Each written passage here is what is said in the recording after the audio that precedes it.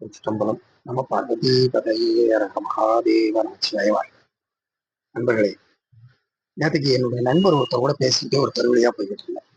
அவங்க பக்கத்துல இருந்த ஒரு அன்பர் வந்து அவங்க வீட்டுல முன்னாடி நந்தியாவட்ட மாதிரி வெள்ளையா ஒரு பூ, ஆனா பாக்குறதுக்கு ரோஜா பூ மாதிரி இதழ்கள் இருக்கு. இந்த பூவை சாமிக்கு சாத்தலாமா அப்படின்னு வந்து கேட்டாங்க. நீர்ப்பூ, நிலப்பூ, கோட்டுப்பூ, கொடிப்பூ என்ற 4 வகை பூக்கள் சாமிக்கு சாத்தலாம்னு சொல்லியிருக்காங்க. அதுல என்னென்ன வகை பூக்கள் சாத்தலாம் அப்படின்னு சொல்லியிருக்காங்க, என்னென்ன பூக்கள் சாத்தக்கூடாதுன்னு சொல்லியிருக்காங்க. இவர் என்கிட்ட இது எந்த வகை பூ, நம்ம இதை சாத்தலாமா வேண்டாமா, அது ஒரு பெரிய சந்தேகம். இப்ப அடியனுக்கு திருவுருள் உணர்த்து பண்ண சொன்னேன், எந்த பூனாலும் சாமிக்கு சாப்பிடுங்க.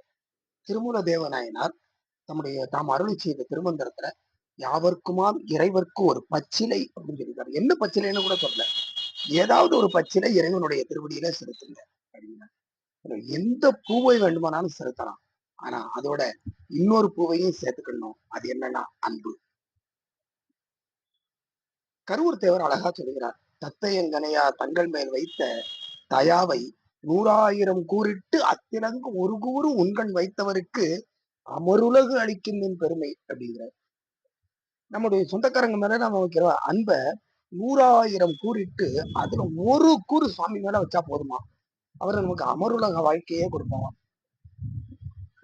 அது அடிப்படை தேவை என்னன்னா அன்பு மட்டுமே. நீங்க எந்த மலரை வேண்டுமானாலும் சாத்துங்கள், தாராளமாக இந்த மலரை சாத்துங்க, அன்போட செய்யுங்க, சாமி அதை ஏத்துக்குவார் அப்படின்னு அடியன் அதுக்கு பதில் சொல்லிட்டு வந்தேன். இடையனுடைய சிற்றறிவில் எட்டியது இது. தங்களுடைய கருத்தை பதிவு செய்யுமாறு கேட்டுக்கொள்கிறேன். திருச்சி தம்பரம். நம பார்வதி பதையே அரகர மகாதேவ.